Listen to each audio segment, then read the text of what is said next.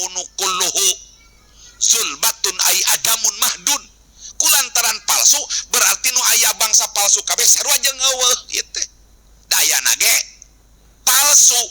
Maka ketika orang sudah punya rasa bahwa yang ada yang kelihatan di hadapan mata sekalipun katingali ku panon tapi eta ayana aya palsu kabeh oge. Lamun aya palsu sarua jeung eueuh. Matakan lieur jalma teh ngudag-ngudag nu palsu.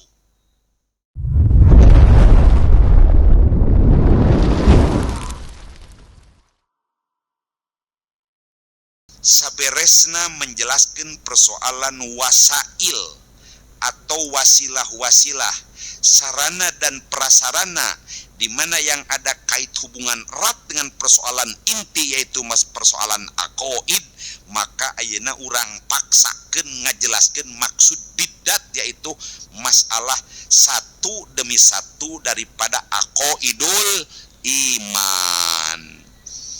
Di mana yang jadi aqaidul iman itu sumberna penjabaran daripada dua kalimat syahadat, aya syahadat uluhiyah, aya syahadat nubuwiyah. Syahadat uluhiyah diucapkan lewat lisan asyhadu alla ilaha illallah, atau lamun bentuk kalimah thayyibah ma la ilaha illallah. Syahadat nubuwiyah diucapkan dina sekte syahadat yang kedua wa asyhadu anna muhammadan rasulullah. Eta teh dijrona ngawadahan aqaidul iman nu fardu ain supaya ngabentuk imannya itu terbentuk. Hiji syahadat uluhiyah, dua syahadat nubuwiyah. Berarti anu maya ta'allaku bil ilahiyah atau bil uluhiyah jeung maya ta'allaku bin nubuwiyah atau bin nabawiyah.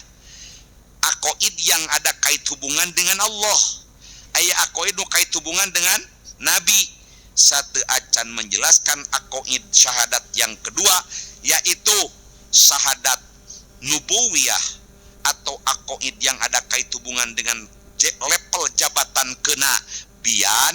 Maka yang paling pertama akan menjelaskan aqaid yang ada kait hubungan dengan tentang teologi ketuhanan anu maya ta'allaku bil uluhiyah, jumlahna nu jadi fardu ain hingga kudu dugikeun ka puncak marifat anu nyangkut jeung jabatan uluhiyahna Allah, jabatan pangeranna Allah, jumlahna aya 40 hiji.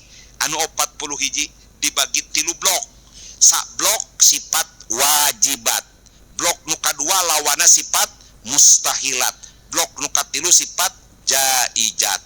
Jadi secara global 3, hiji wajibat, 2 mustahilat, 3 sebetulnya yang wajibat di Allah sifat tidak terbatas 20. Sebetulnya sifat mustahilat yang napi, bersih, steril di Allah tidak hanya sebatas 20. Cuman 20 itu hasil ijtihad ulama Imam Asy'ari jeung Imam Abu Mansur Al-Maturidi untuk ngabentuk iman hingga terhadap 20 tersebut sampai kepada puncak naon makrifat. Cukup hanya mengetahui sifat wajibat anu 20 saja. Mana nu 20 teh? Wujud kidambako mukhalafatul iyamuhu binafsihi wahdaniyat kudrat irodat ilmu hayat sama basor kalam.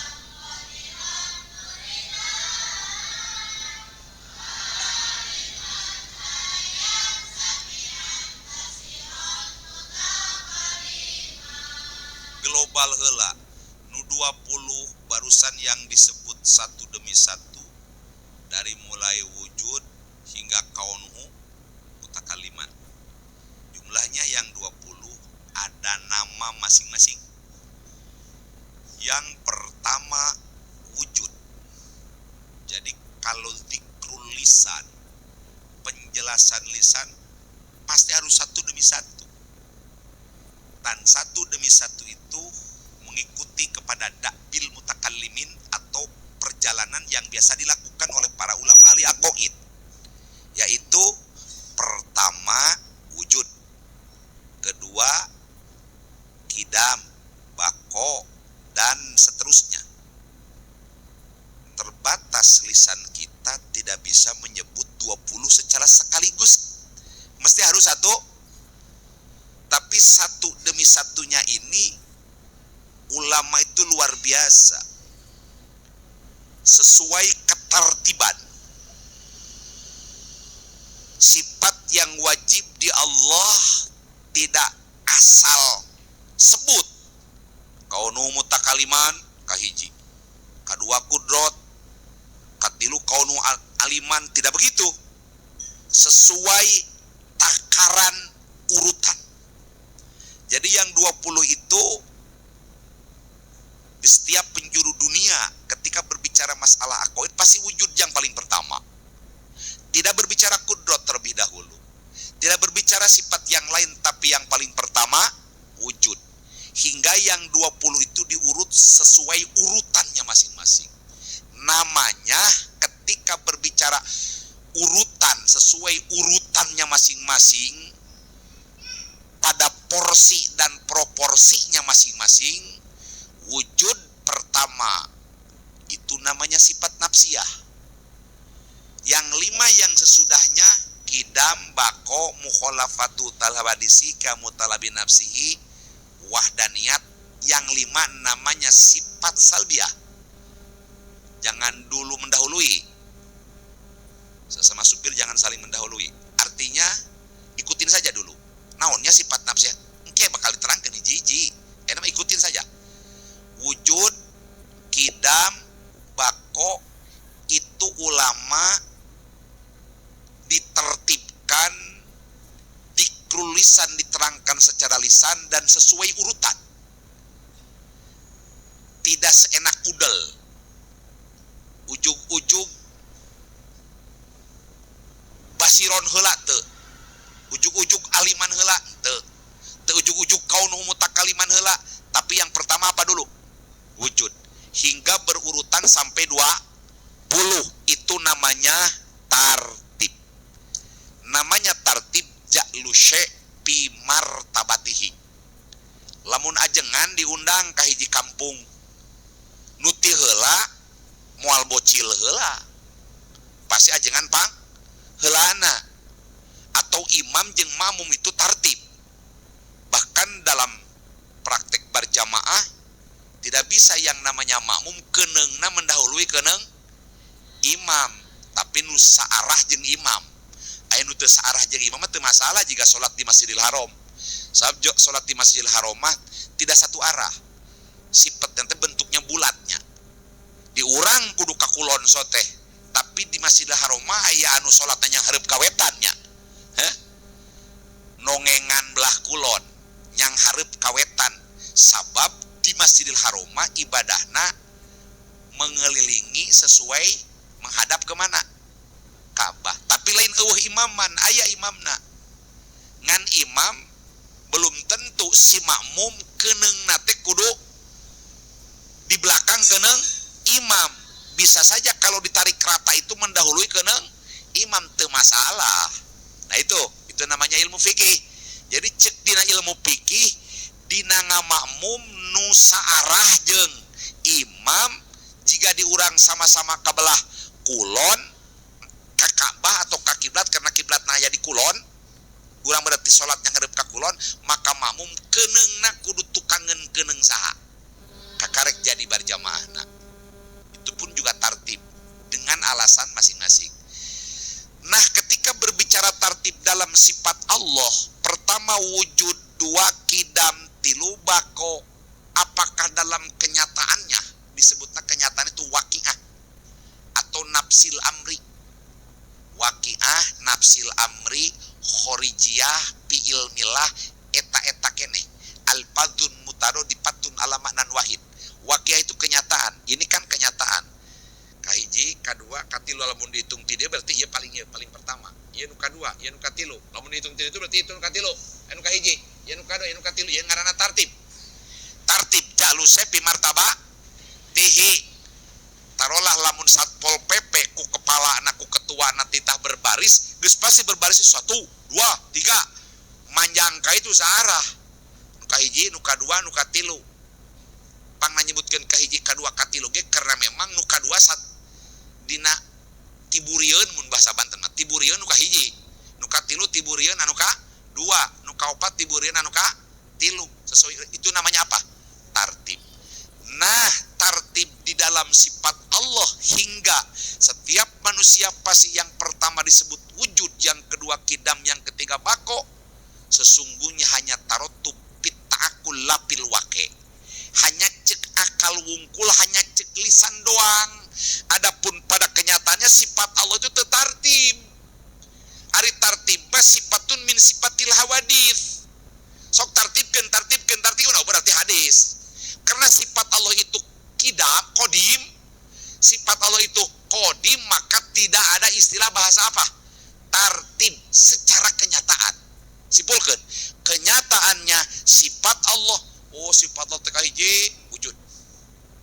Kenyataan anak. Kedua, kidam, tidak ada. Kalau melihat sisi kenyataan sifat Allah yang 20 itu tidak ada apa? Sekali deh. Sifat Allah nu 20 kalau berbicara waqi'ah dan nafsil amri fi'il millah khorijiyah kenyataannya tidak ada apa? Tartib. Kenapa tidak ada tartib? Sebab tartib mah bahasa anu muncul kenyataan dinu hadis. Lamun menteri titah berbaris pasti itu tartib. Lamun Satpol PP titah berbaris itu hawadis. Lamun hansip titah berbaris itu hawadis. Lamun akan menaikkan bendera 17 Agustus upacara pasti jamaah yang hadir disuruh apa? Tartib. Itu hawadis. Jadi tartib perbuatan yang terjadi secara kenyataan itu adalah hudus atau persoalan baru, maka tidak mungkin terjadi di sifat Allah. Sebab sifat Allah yang 20 itu kidam. Maka ketika berbicara sifat Allah kidam tidak ada bahasa tartib. Dari tartib bahasa nu terjadi di hawadis atau di makhluk. Jadi di Allah mah teu aya sifatna istilah tartib. Wujud heula sanggeus wujud kakarek muncul kidam atuh lamun kitu mah hadis meureun. Lamun dibarengan ku hate nekadkeun aya tartib di sifat Allah bahaya. Bisa jadi murtad. Jadi sekali deui sifat Allah yang 20 yang akan kita kaji satu demi satu secara kenyataan di zat Allah. Dari sifat pasti kudu dinadat. Sifat-sifat Allah yang 20 kenyataannya, waqi'ahnya, nafsil amrinya, fi'il milahnya tidak ada tartib. Itu mah tartib hanya sebutan secara lisan saja. Adapun waqi'ah dan kenyataan tidak ada tartib. Sebab tartib adalah bahasa yang bisa dimengerti munculnya dari kalangan makhluk. Hansip berbaris tartib. Arek naon naikeun bendera baris berbaris pasti tartib. Satpol PP pasti tartib.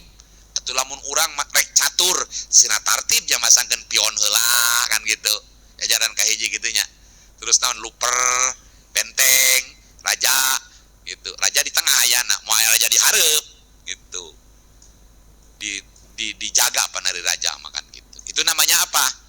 Tartib. Itu budak oge nya. Budak oge bocil-bocil ka dieu lah bocil lah kakarek anu ageng gitu. Itu namanya tartib. Jadi dalam sifat Allah sekali lagi, ini poin pertama ini. Dalam sifat Allah yang 20 secara kenyataan tidak ada tartib. Sebab tartib bahasa yang terjadi di kalangan hawadits atau di kalangan makhluk. Di sifat Allah semuanya sifat Allah itu kodim, tidak ada awal, tidak ada akhir.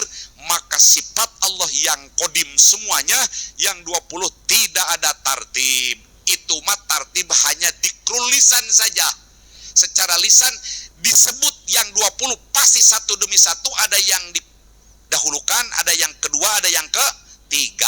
Maka di sini dakbul mutakallimin, kebiasaan para ulama ahli aqaid nu paling pertama dijelaskeun naon heula? Wujud. Sebab kalau wujud masih belum bisa didapat, kalau wujud masih belum bisa diyakini, mau bagaimana tindakan yang kedua? Contohnya di makhluk. Arek ka mana maneh?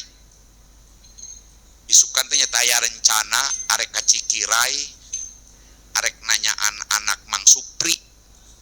Aya teh anakna eueuh, nya nanya anu eueuh. Jelema teu cager mah nanya anu eueuh mah. Arek nagih urang teh. Oh isukan ente rek nagih. Tapi jalmana nu rek ditagihna teh eueuh. Kira-kira nyambung atau henteu? Maka ketika berbicara apapun dalam prinsip hidup dan menyandarkan dalam kehidupan, pasti kanu aya. Bener. Ari nyandarkeun diri urang, nyandarkeun kahirupan urang ka Allah nu 100%, ari Allah teh aya. Aya.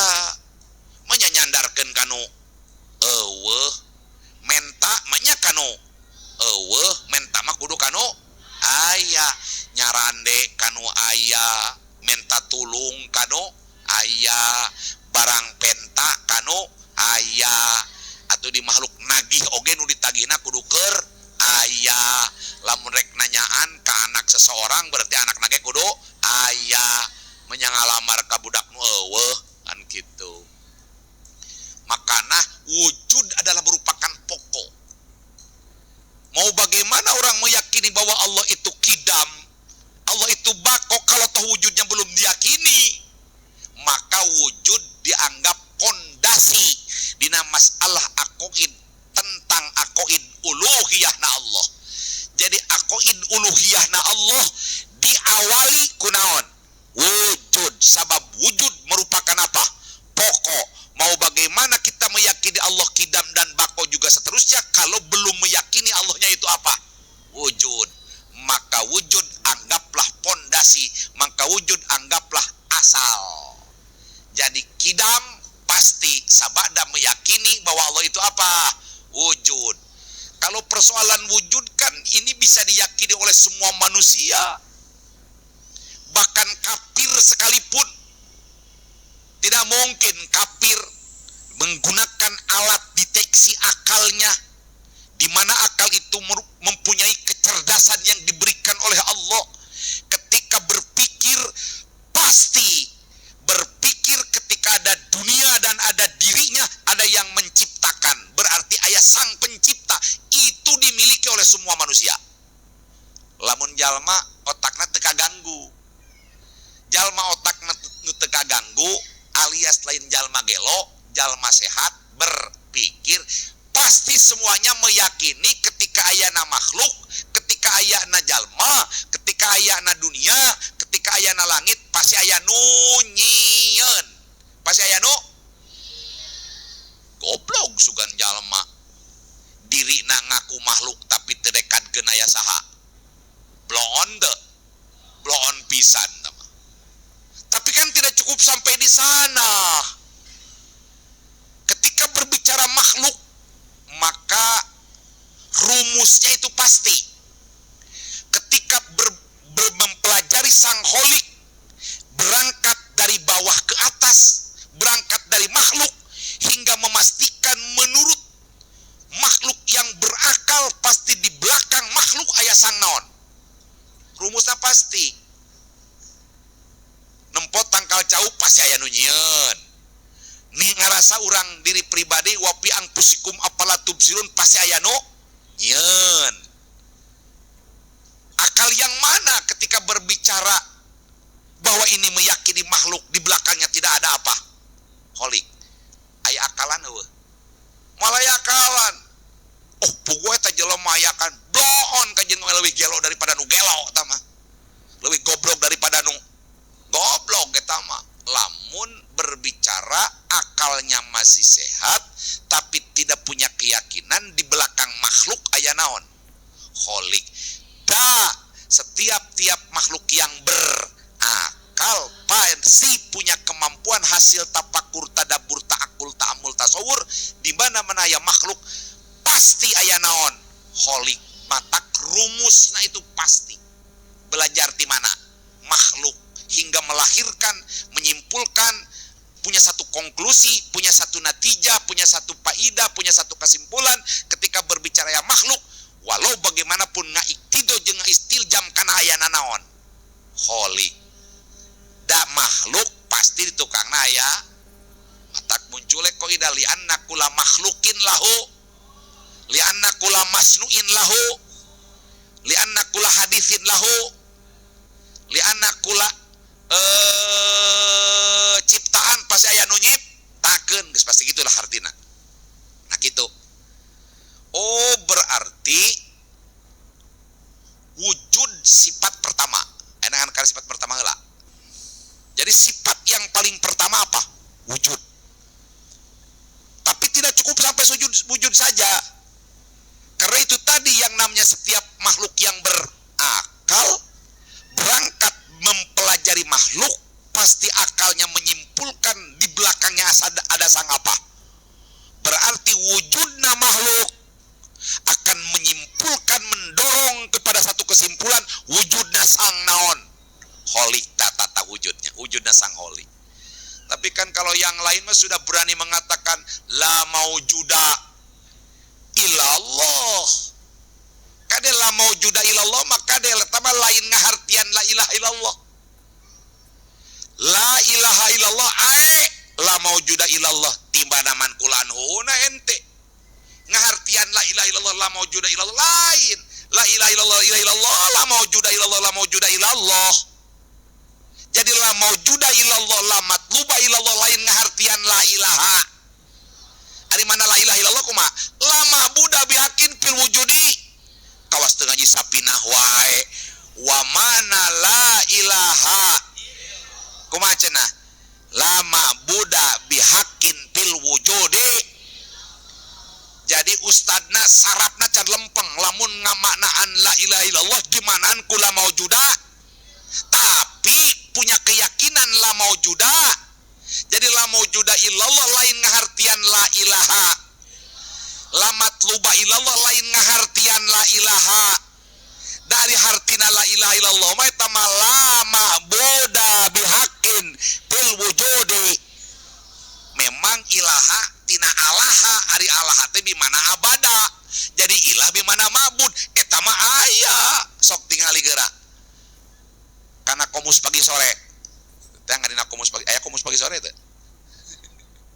Komus mah eta tah. Aden komus aden komus pagi sore. Jadi ilaha itu bimakna ma'bud. Jadi matak la ilaha illallah itu la ma'buda. Cuman mantap, sekalipun la maujuda illallah lain arti la ilaha. Da artina la ilaha illallah mala ma'buda bihaqqin fil wujudi. Ari la maujuda illallah lain artian eta mah la maujuda illallah we. Namun ketika orang sudah punya prinsip rasa dalam dirinya hingga boga rasa bahwa yang wujud yang hakiki itu adalah siapa? Eta mitoha beunghar palsu. Eta mobil tebikeun ka mahal palsu. Eta istri geulis campernik curuleuk bae dua dal Sabtu. Palsu. Eta dunia dugikeun ka mahal kitu palsu. Matak al-kaunu kulluhu zulbatun ay adamun mahdun. Kulantaran palsu berarti nu aya bangsa palsu kabeh sarua jeung eueuh ieu teh. Dayana ge palsu. Maka ketika orang sudah punya rasa bahwa yang ada yang kelihatan di hadapan mata sekalipun katingali ku panon tapi eta ayana aya palsu kabeh oge. Lamun aya palsu sarua jeung eueuh. Matakan lieur jalma teh ngudag-ngudag nu palsu. Duit diudag-udag padahal duit teh. Galengan sawah diudag-udag padahal galengan sawah teh. Eta jalma dipeta tolak ku pamajikan tepikeun ka gering atau diputuskeun ku kabogoh tepi ka gering padahal kabogoh teh mata inilah adalah manusia-manusia palsu saudara hadirin.